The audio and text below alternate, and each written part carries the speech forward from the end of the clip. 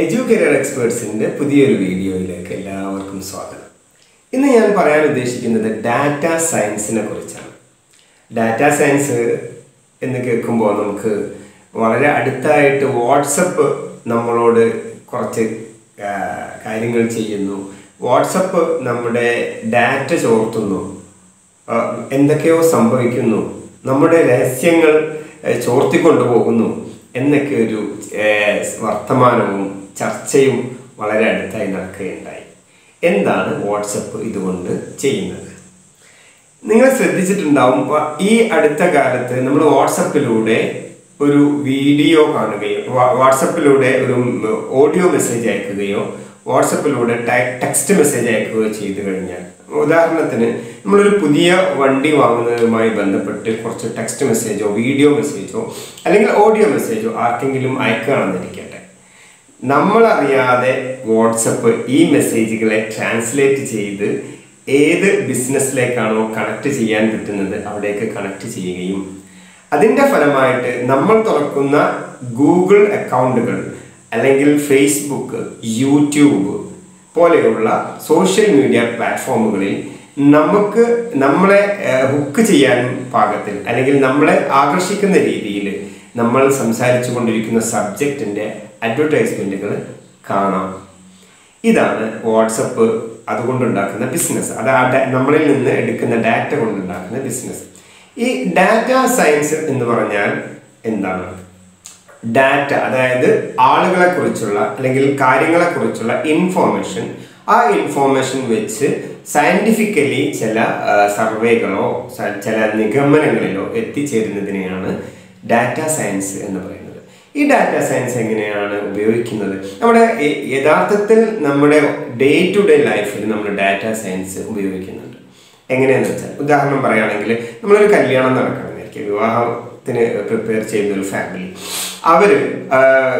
അവരെ വിളിക്കാനുള്ള ആളുകളെ ക്ഷണിക്കാനുള്ള ആളുകളുടെ ലിസ്റ്റ് ഉണ്ടാക്കുന്നു. ഏതൊക്കെ മതത്തിൽപ്പെട്ട, ഒരു പക്ഷേ ചിലപ്പോൾ ആവശ്യമുണ്ടാവും, ചില മതക്കാർക്ക് ചില ഭക്ഷണം പറ്റില്ല, അല്ലെങ്കിൽ മുസ്ലിങ്ങൾക്ക് പ്രത്യേകിച്ച് റംസാൻ മാസമാണെങ്കിൽ ശ്രദ്ധിക്കണം, അവരുടെ ടൈമിങ് പരിഗണിക്കണം. അങ്ങനെയുള്ള പല കാര്യങ്ങളും അഡ്ജസ്റ്റ്മെൻറ്റുകൾ ചെയ്യാൻ വേണ്ടി പലപ്പോഴും നാം വിളിക്കാൻ ഉദ്ദേശിക്കുന്ന ആളുകളുടെ ഡാറ്റ ശ്രദ്ധിക്കും.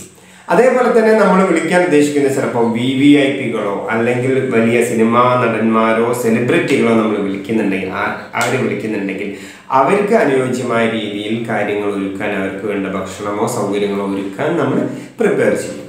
അതേപോലെ തന്നെ എല്ലാ രീതിയിലും ഇനിയിപ്പോൾ വരൻ്റെ ആൾക്കാർ വരുമ്പോൾ എന്തൊക്കെ ഭക്ഷണമാണ് വിളമ്പേണ്ടത്, അവരെത്ര പേരുണ്ടാവും, അതിൻ്റെ എണ്ണം എത്രയാണ്, അവരിൽ സ്ത്രീകൾ എത്ര ഉണ്ടാവും, ഏകദേശം കുട്ടികൾ എത്ര ഉണ്ടാവും, നമ്മളൊരു ഐസ്ക്രീം കൊടുക്കുകയാണെങ്കിൽ പോലും എത്ര പേര് കഴിക്കും, ഇതൊക്കെ ആലോചിച്ച് അതിൻ്റെ ഒരു പ്ലാൻ നമ്മൾ അറിയാതെ തന്നെ നമ്മൾ ചെയ്യുന്നുണ്ട്. ഇതാണ് യഥാർത്ഥത്തിൽ ഡാറ്റ സയൻസ് എന്ന് പറയുന്നത്.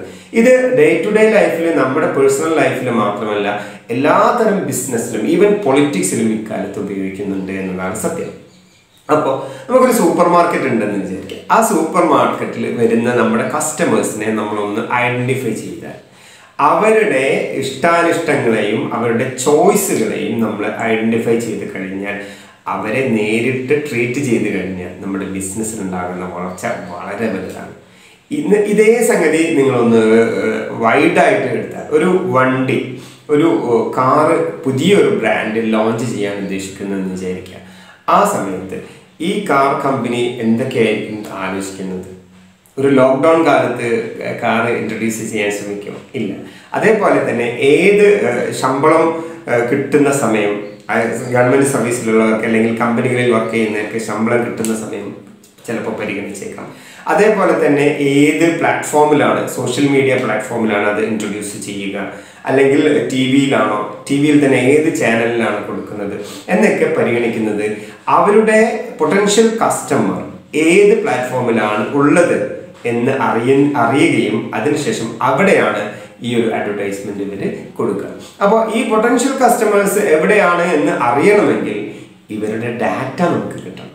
ഈ ഡാറ്റ ഉപയോഗിച്ച് അവരുടെ ഇഷ്ടാനിഷ്ടങ്ങൾ ജനറലി എന്താണെന്ന് അറിഞ്ഞതിന് ശേഷം അതിനനുസരിച്ച് അഡ്വർടൈസ്മെൻറ്റുകൾ സെറ്റ് ചെയ്യുക എന്നതാണ് ഡാറ്റ സയൻസിലെ പ്രധാനപ്പെട്ട ഒരു സംഗതി. ഇത് രാഷ്ട്രീയത്തിലുണ്ട്, നമ്മുടെ പേഴ്സണൽ ലൈഫിലുണ്ട്, ബിസിനസ്സിലുണ്ട് എന്ന് വേണ്ട ഇന്ന് ഉള്ള ഏതൊക്കെ മേഖലയുണ്ടോ അവിടെയെല്ലാം ഡാറ്റ സയൻസ് ഇമ്പോർട്ടൻ്റ് ആണ്.